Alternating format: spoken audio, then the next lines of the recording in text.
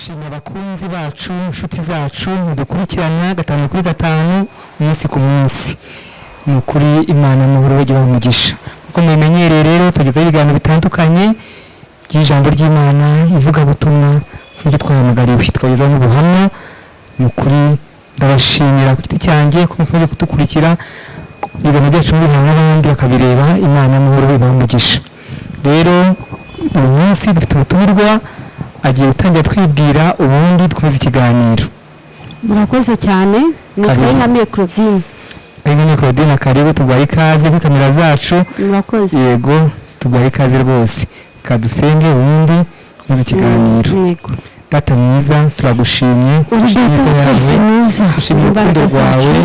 Data nyir'ingabo kuri umwanya mw'inguyu tugiye mu kiganiro kuvuga imbaraga zawe, kuvuga ineza yawe, kuvuga gukomera kwawe. Turagushimye ko ubane natwe ku ngoma. Data nyir'ingabo ni wowe utuye umwuka wera. Data nyir'ingabo ni wowe uramugisha habariwe aho bari wowe. Data nyir'ingabo kandi nawe mikoro ubundi wowe wivugire.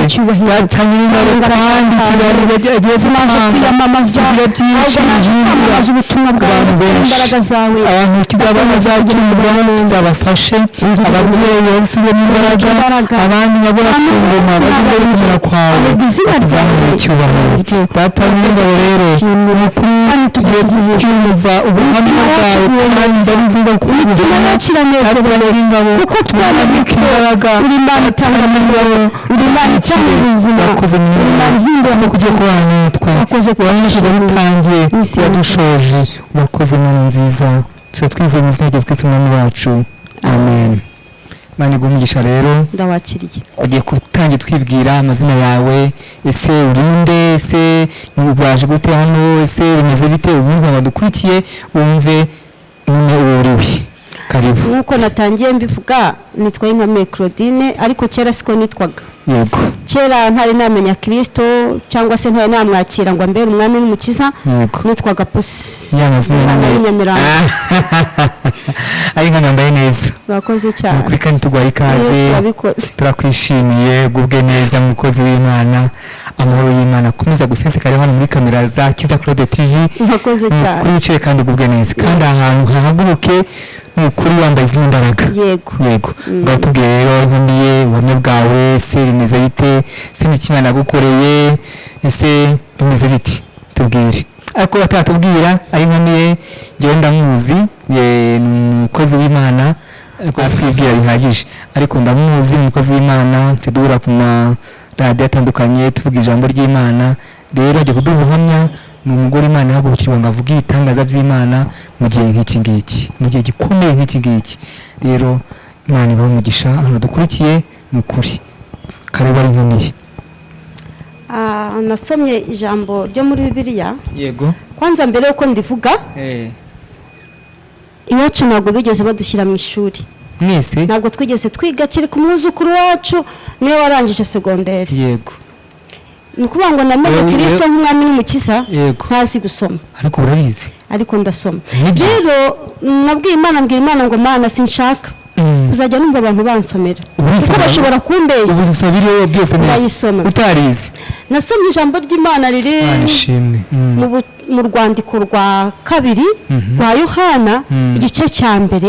Haravuga ngo uwo twumvishe, yego, uwo twabonye, uwo intoki zacu zakoze, uwo ni Kristo. Haleluya. Kristo iyo ageze mu buzima bwawe ni ukuri birahinduka. Uwarinda ahinduka murokore, uwamujura ahinduka murokore. Haleluya. Kuvuga ngo ibyo wakoraga birahinduka. Umama rwose. Yego. Nibyo byose birahinduka. Abonye Imana idindura amateka, tubona Imana iduha ubuzima. Nkunda kubwira abantu mwabwira ngo njyewe nakiriye Kristo.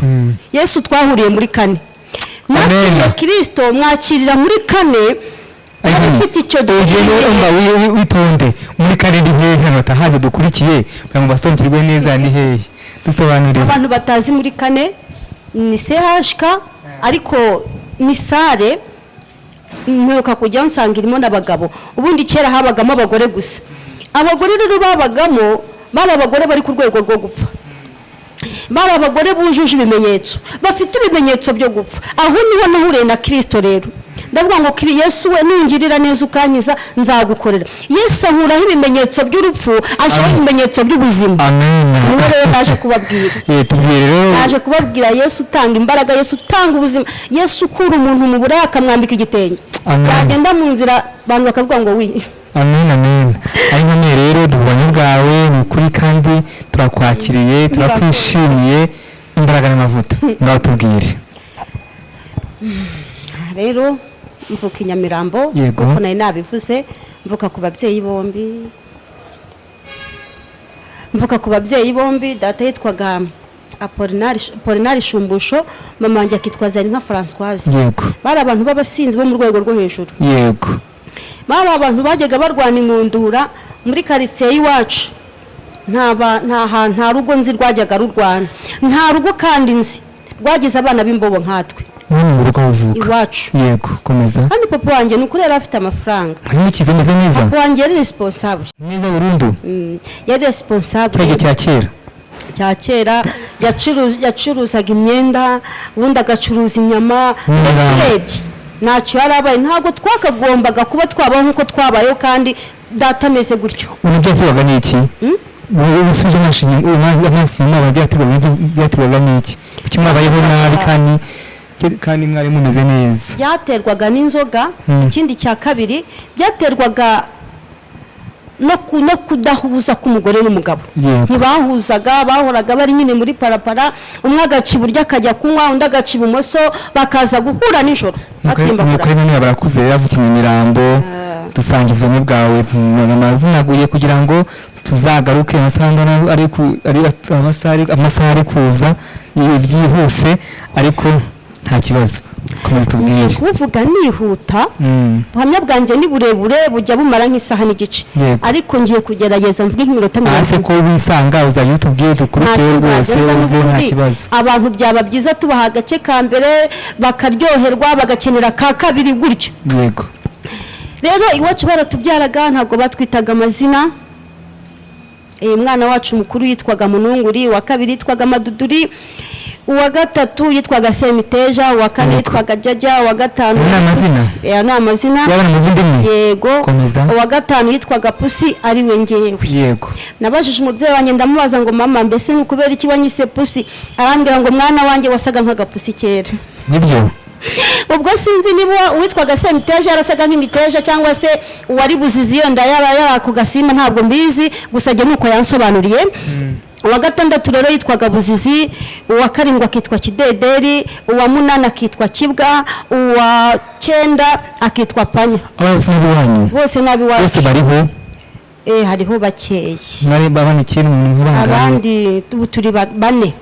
Abandi batanu barapfuye. Abandi twarababuze. Hari muri muna wanjye nabuze, wowe witwa Buzizi twaramubuze, twamubuze kera, yagiye muri 2000. Ntabwo tuzi irengero rye. Ntabwo mbizi. Ndakura buriya ikintu cyose umuntu agambiriye akigeraho bitewe na shebuja akorera cyangwa se azubaha cyangwa se umurimo. Umuntu wese buriya ubona ngo umubyeyi yisha umwana, nukuri ntabwo ari ibintu biza ngo pa itakubita itamwica, ahubwo ni ibintu aba yaragambiriye. Imigambi mibi ya Satani. Imigambi mibi ya Satani. Nuko ngo iyo ugambiriye gukora neza, Satani aragushyigikira. Iyo ugambiriye gukora neza, Imana iragushyigikira. Kuko ndibuka igihe kimwe nigeze kunywera inzoga Sonatibe, ndasinda cyane, naje njyana mu rusengero ndasakuze, ndavuga ati nubwo nasinze ariko nge nzakorera Imana, nzavuga Imana kuri radio Umucyo. Kijya uri ndaye. Naye nasinze nyine nahengamye, ariko ibyo ndabyiyaturira, ariko byarabaye. Rero Imana yacu ijya yumva. Rero ubwo buzima mbukuriramo ubuzima bugoye, ubuzima bubabaje, ubuzima buteye agahinda, nitwa ngo mfite data na mama. Buriya Imana yakumenye kera cyane. Mbere yuko Zaninka na Françoise bahura ngo bapange kubana, Imana yari izi ko nzavuka kandi nkavuka ku mwanya wa 5, ikamenya ngo uyu muntu azazitwa Pusi, we ubwo azakura agira ubwenge, yiyitaye nka Mère Claudine, azankorera, azajya kuri radio Umucyo, azagira mbese ikintu cyose Imana irakizi. Rero mbaho mu buzima bukomeye, ubuzima bugoye, tumenya kwiba turi abana, mbese tuba abana bafite amanyanga menshi, ariko njyewe nkajya ngira umutima cyangwa se umutima nama wanjye ukajya uza ukambwira uti wowe nukura uzaba indaya kandi uzabera indaya i Remera. Ntabwo nari nzi ko uburaya bukorwa nuko indaya bya nyabyo, ntabwo nari mbizi ngo bigenda gute, mbese bitangira gute. Ariko ni ukuvuga ngo iyo utangiye gukora icyo kintu ubona n'umuntu ubigufashamo. yego. Noneho rero igihe kiragera nyine ndakura, uburaya nza kubugeramo. Uburaya nabugezemo i Remera rwose, nk'uko nari narabigambiriye, nk'uko nabitekereje, Satani yaranshyigikiye. yego. Uburaya mbukorera i Remera, ndasayisha ariya kwa Rando narabukoze, ndamanuka njya Sonatibe hose, ahantu hose nabaye indaya. Ni uko ubu ngubu indaya zimwe twari tuziranye cyane twakoranaga zabaga hariya munsi ya Sonatibe abantu bita mu Gashiha, barazimuye. Bapfuye barushye. Usanga bamwe barapfuye amaso, abandi amaboko yaravunaguritse, barabaye ukuntu. Mbese buriya hari ibimenyetso biranga umuntu w'indaya. Mureke mbabwire, buriya hari ikimenyetso kikuranga kuri umurokore. Niyo mpamvu Bibiliya ivuga ngo tube inzandiko zisomwa bose. Buriya ubona biterwa n'icyo umukobwa ahitamo kuba indaya, biterwa n'iki? Ese ni ubukene, ese ni Satani, ese ikintu tubwira umuntu wabikoze? Mu by'ukuri umuntu azi ububi bw'uburaya ntabwo yabyifuza, ntiyabitekereza. Ni ukuvuga ngo hari izindi mbaraga zimukoresha. Ntabwo umuntu aramutse azi ububi bw'uburaya rwose ntabwo yatekereza gukora uwo mwuga. Iyi matwi ihanga duhindura ibyicaro kubera ikibazo, ariko nta kibazo, yikomeza. Narindiho mvuga ibimenyetso biranga umuntu w'indaya. Umuntu w'indaya uramureba mu nzira rwose ukamumenya kuko aba afite ibimenyetso bimuranga. Nanjye rero navugaga ni Yesu yanyakiriye mfite ibyo bimenyetso. Nge nari mfite ibimenyetso byo gupfa, ariko ubu mfite ibimenyetso by'ubuzima. Amena. Nuko ngo nge nakiriye Kristo nk'umwami n'umukiza, umusatsi wanjye wari waracuramye, umubiri wari warashizeho. Ukuri. Hari abantu abaganga buriya bazi ibintu biba mu mubiri w'umuntu bajya bita ngo ni abasirikare. Yego. Rero iyo ngiye kwa muganga numva bavuga ngo ngewe mfite ngo abasirikare ngo 8, undi ngo mfite 5, undi ngo mfite 3. Ngewe rero nari mfite abasirikare 14. Icyo ni ikimenyetso cyo gupfa. Nuko bavuga ngo gahunda zose umwana w'umuntu akorera muri toilette jya nazikoreraga mu buriri bwanjye. Nubwo akijijwe.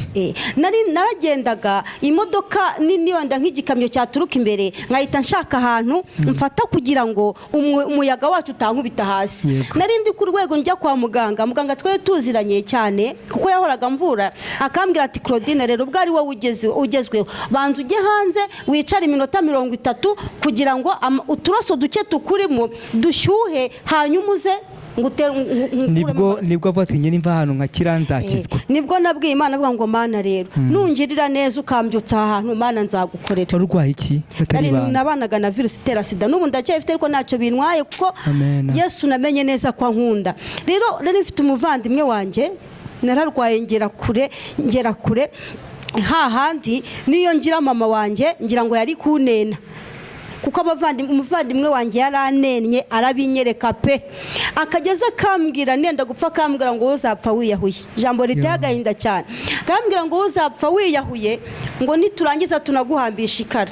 Ariko Imana ishimwe ko namenye Kristo. Nukuri umuntu wiyahura ari muri Kristo Yesu abataramwakiriye, erega afite ntago azajya mu bugingo buhoraho, abazarimbuka ntago abaziyesu. Muri we n'ubundi aharimo kurimbuka. Rero umuvandimwe wanjye arambabaza cyane, nkajya ngo Mana wambabariye nungirira neza ukansubiza kubaho, Mana nzagukorera. Mpiga n'umuhigo ndavuga ngo Mana nuramuka unkijije nzajya nzano sehashika mbwira abantu kugira neza kwawe, mbabwire kuri Imana ikiza. Mbese ukiri uburwayi, mbese ube muzima, nyine mbe muzima, sidaho nishaka igume ariko ngira imbaraga nayizakira mu izina rya Yesu. Ni ukuri gukizwa ni byiza, ni byiza cyane kandi bitanga amahoro, biranezeza, biraboho. Mbese ijambo ry'Imana ryarambwiye ngo uwo niwe mahoro yacu, ngo kuko yahinduye twebwe babiri ku bumwe. Yesu rero ni amahoro yacu. Buriya gukizwa urakizwa, ariko ntibivuze ko ikimenyetso inkovu y'ibyaha ko iyo nkovu ishobora kuvaho. Ntabwo inkovu ivaho, ahubwo inkovu urayigumana. Icyo Yesu akora ni iki? Yesu aguha pole,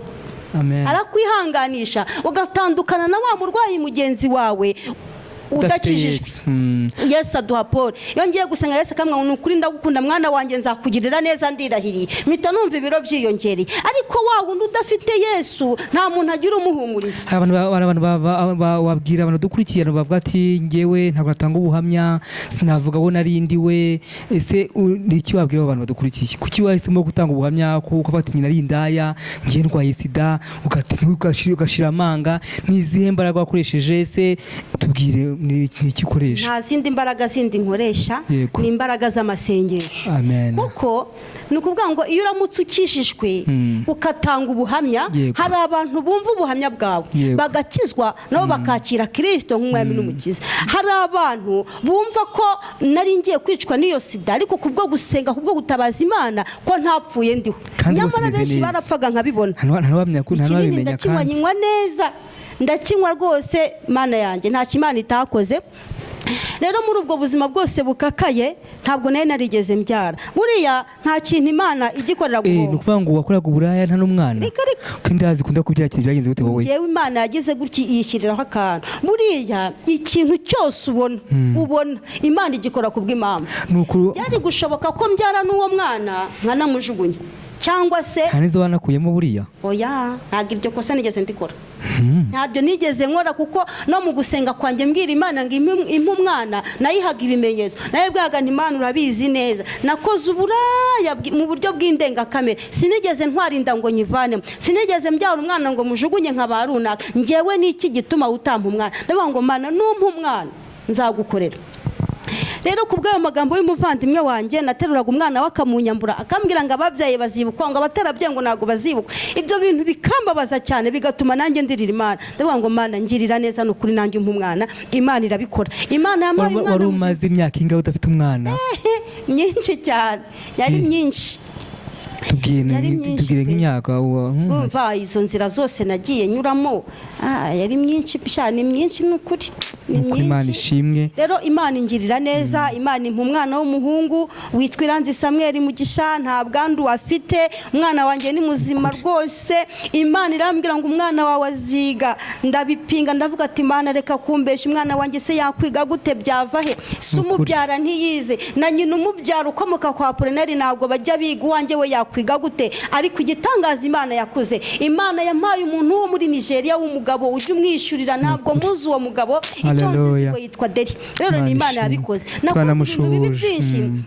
Aho nigeze kujya gusenya urugo Sonatube, urugo rw'umugore n'umugabo ndarusenya rurarambarara. Abayobozi baje,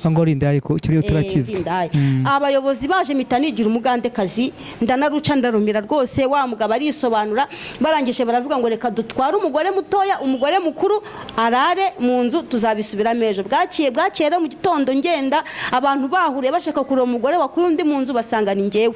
Barumirwa. Igihe kimwe abanyerondo bigeze kumfatira ahantu bita kwa Mutwe, mpita nihindura ikiragi. Ngiye nagiraga ubwenge bwinshi cyane, mpita nihindura ikiragi neza, ubibubu neza, mbibubu imwe ya burundu. Baranjyana bangishije ku isoko hafi rya Biryogo, mpita ntomboka mbakubita igitutsi kibi cyane, mpita mpindukira gutya mbere ku mugongo bashiduka nagiye. Kandi icyo gihe wambaraga imyenda iteye isoni cyane rwose. Noneho igihe kimwe bigeze kumfatira bita kuri Sky, abapolisi baragenda bajya kumfunga, bamfungira kwa Kabuga, marayo ibyumweru 3. Satani araza aranyongorera nijoro ati ko ku mwana w'inyamirambo uzafungwa hano kugeza ryari? Mwumva ukuntu Imana izikurinda. Ubundi umuntu nk'imiti igabanya ubukana kumara icyumweru byibuze utayinyweye, wapfa n'amaso, burya ibyawe byahinduka mu gihe gito, abantu bakakuyoberwa, ushobora no kuba pararize, mbese ubukundi kuntu. Ariko jye namaze ibyumweru bigera muri 3 imiti ntayinywa. Kwa Kabuga rero nabakoreye agashya, naripfushije nigira intere ya burundu, barandekura ndataha, nigarukira Nyamirambo nigira mu Rwanda. Rero Imana yakoze ibintu bikomeye cyane. Buriya indaya nyinshi zarapfaga nkabibona, nyinshi cyane zigapfa nkabiri. Hari n'izakubitwaga n'amamoto. Nukuri ari umugore tukiri aho ngaho, duha Imana icyubahiro. Nukuri duha Imana icyubahiro ko yaturinze, kadubana muri ibyo byose by'uburaya, bamwe barapfuye turasigara. Umwanya tuha Imana icyubahiro. Hari umugore witwaga Liberata, twabaga hari Sonatube, yarasinze arangije ajya mu muhanda, ajya guhagarika imodoka izamuka n'izimanuka, moto ituruka epfo iramukubita akagurira kavuna. Kandi suko nanjye ntabikoraga, nanjye narabikoraga. Ariko se baratabara mugonze ubu aracumbagira agenda imbere ukagendera ku mbago. Rero Imana yabanye natwe. Buriya umuntu Imana ifiteho umugambi ntabwo apfa gupfa. Icyo akora igisa n'urupfu arakibona, ariko Imana ikagaragara. Rero nshimye Imana kubw'ibyo bintu byose Imana yakoze. Ntabwo nkiri indaya, nari nzi ko umuntu arya ari uko yagiye mu kabari nyine akabona amafaranga, ariko ntabwo nkibikora. Kandi Imana iragutunze, kandi Imana iranunze. Haleluya wanjye pe ntacyo tuyishinja. Ni Imana rwose ikomeye. Ni iki kintu wumva utazibagirwa mu buraya wakoze batigiye rwose hari ibintu nabonye ntazibagirwa wabwira abantu badukurikiye kugira ngo bumve ingaruka z'uburaya, bumve ibi by'uburaya, bumve ko nta nushaka kujyayo kugira ngo atangira rwose ahubwo aparike? Nibasigeho. Ikintu nabwira abantu baneze amatwi, ikintu ntazigera nibagirwa mu buzima, sinzibagirwa uburyo njye nagiye kuri TV1. Yego, nagiye kuri TV1 namamaza uburaya. Noneho bukeye bwaho kuko nabikoze nasinze, bukeye nabwo inzoga zari zikindimo ntibyamfataho cyane, ariko ku munsi wa gatatu umuntu wese akajyamo agahita mbwira ngo twarakubonye, buri muntu wese twarakubonye. Mbese numva birambabaje, numva Mana yanjye we nasebye kabaye, ariko nanjye nihagararaho nyine. Wabivuga nkavuga nti we abanye umunwa ntabwo nshinzwe, nkagukanga ugaceceka.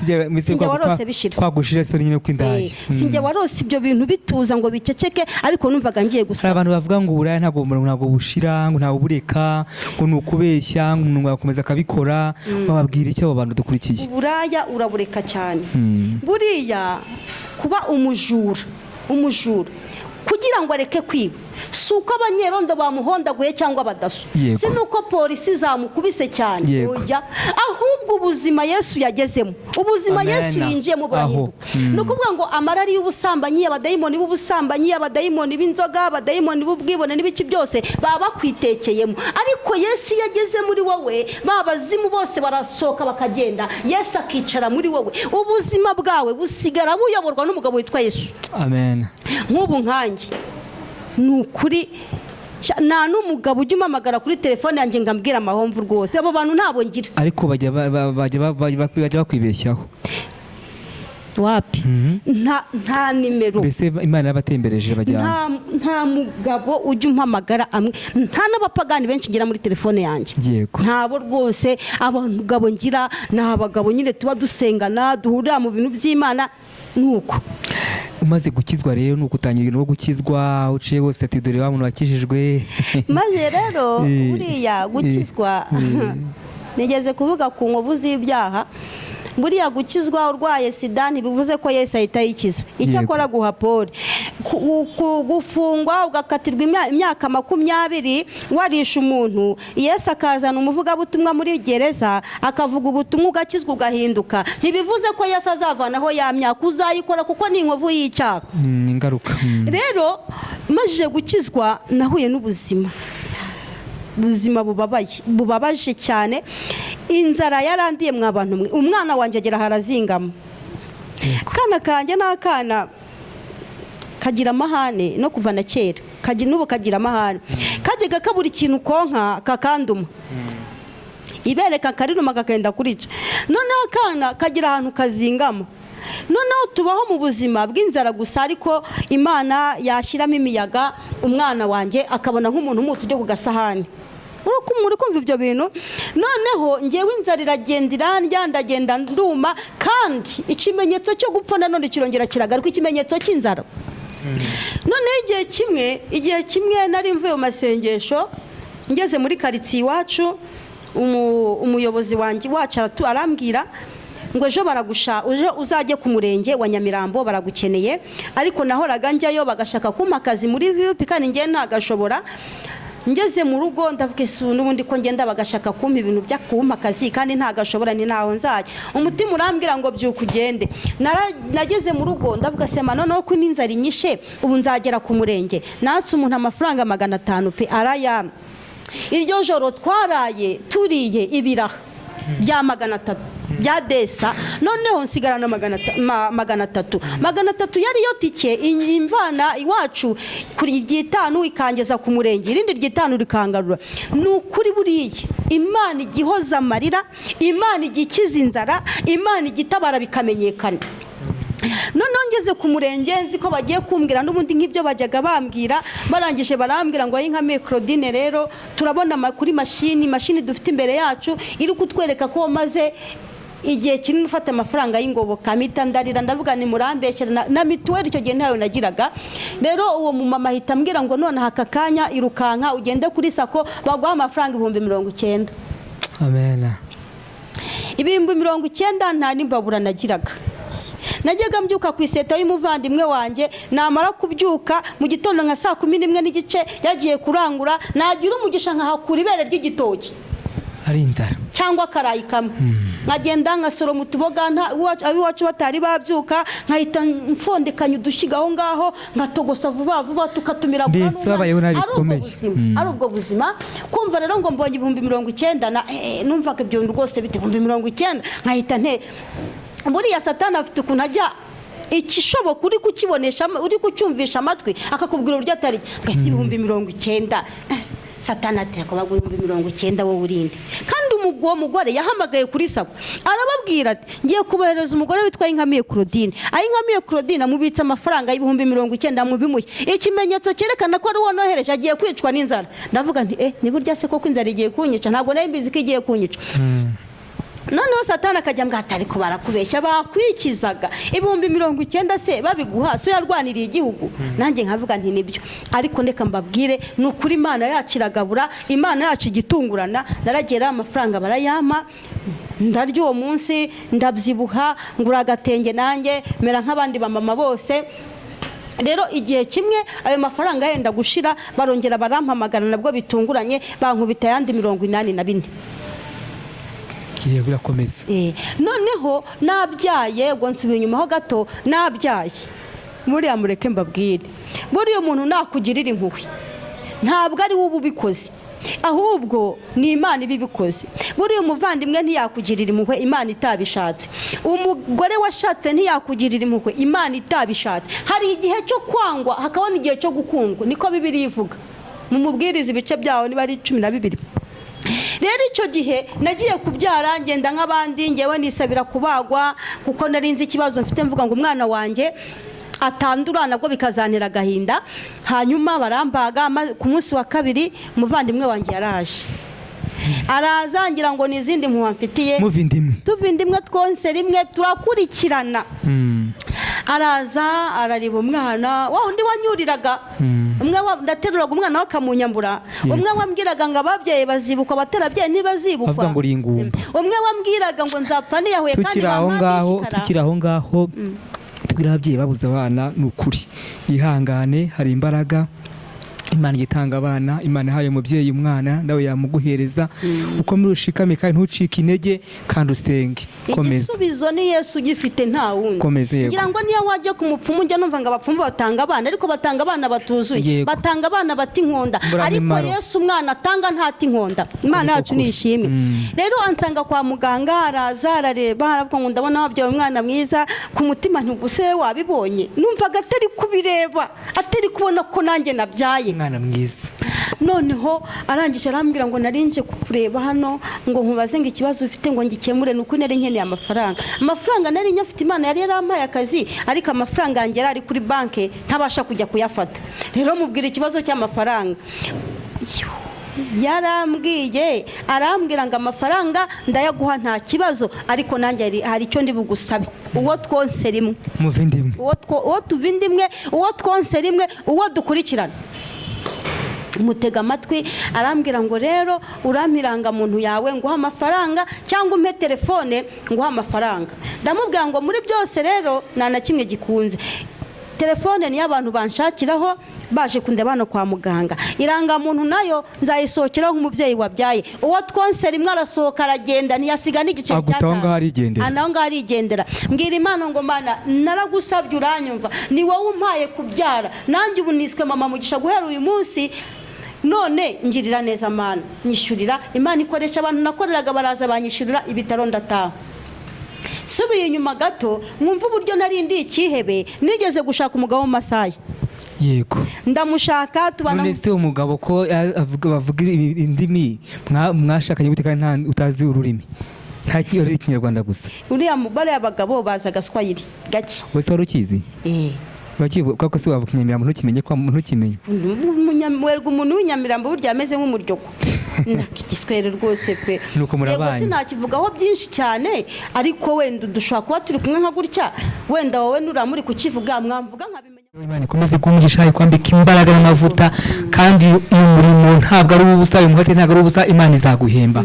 Rero nshuti z'umusaraba badukurikiye turabashimiye, tugiye gusoza n'isengesho kandi gihara hasi muri comment hari icyo ushaka kumubaza utwandikiye tuzamugarura tumubaza ibindi bibazo, hari icyo ushaka kugira ngo wifuza kwa muganiriza ayobora telefone ziwe ubundi dukomeze. Dore telefone zawe ushaka kukuganiriza, ushaka kuvugisha, ushaka kuba uzasengera kugira ngo azaguhamagare. Shyiraho nimero zawe. Nimero yanjye ni 079 Yego 16 8 7 40 kabiri. Iyindi ni 078 0 30 59 ushaka kumwamagara kugira ngo usengere, ushaka kumwamagara kugira ngo akore umurimo w'Imana n'ukuri kandi birafasha.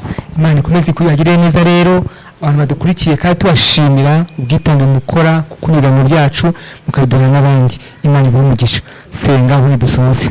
Data wa twese Imana ikomeye, Imana isumba byose nyiri ubutware n'ubushobozi, turagushimye kandi tuguhaye icyubahiro. Tugushimiye kuri Imana itanga ubuzima, tugushimiye kuri Imana itanga urubyaro, tugushimiye kuri Imana itanga imibereho, tugushimiye kuri Imana ikura umuntu mu rupfu yarangiza ikamuremera ubuzima. Mana turagushimiye, tuguhaye icyubahiro. Wabanye natwe kera kose ababyeyi bacu batari bahura ngo bamenyane, wari uzi ko tuzabaho, wari uzi ko tuzavuka, kandi mwami wacu wari uzi ko tuzagukorera nubwo twaciye mu bibi byinshi, ariko wabanye natwe ntitwapfuye nk'abandi bose. Turabigushimiye, waraturinze Mana, uturindira mu byaha, uraturinda cyane, umwanzi ntiyatumugaza, utuvanayo turi amahoro. Ibyo turabigushimiye. Warinze amaboko yacu ntiyavunagurika, urinda amaguru yacu ntiyavunagurika, urinda amaso yacu ntibayamenesha ingumi. Mana we turabigushimiye, wagize neza. Ndagushimiye Mwami kubw'urukundo nkunda, ndagushimiye Kristo kubw'urukundo ukunda Korode, ndagushimiye Mwami, ndaguhaye icyubahiro. Imirimo yawe ni myiza kuri twebwe, ndagushimiye kubw'umugambi mwiza udufiteho. Izina ryawe rihabwe icyubahiro. Korode wamugiriye neza, Korode wamukuye hariya, umugabo agakiza, Korode ntiyari ubwo nakagaruka. Imana iguhe umugisha.